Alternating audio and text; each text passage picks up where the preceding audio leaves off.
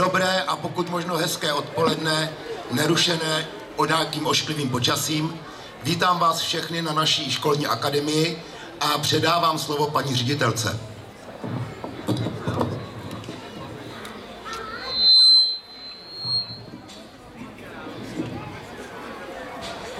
Vážení rodiče, vážení hosté, vítám vás na letošní školní akademii.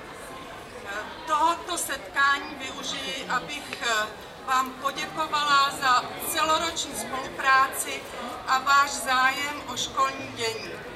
Zvláštní poděkování patří rodičům a těm, kteří věnovali škole sponzorský dar a nebo pomáhali škole nějakým jiným způsobem.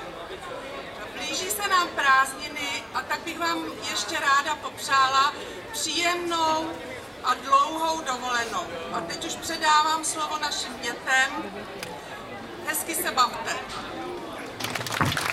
Neodcházej, nenecháme mě tu, já to sám nebudu. Když dovolíte, já bych vás seznámil zhruba s programem.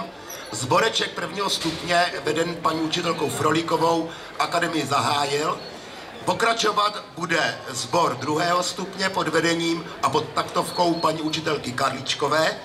A potom poletíme hledat hvězdy s 5. třídami a protože se říká, kolik řečí umíš, tolikrát si člověkem, nabídne nám 6A česko-anglický remix a na závěr tohoto bloku se můžeme rozpohybovat s prvními třídami.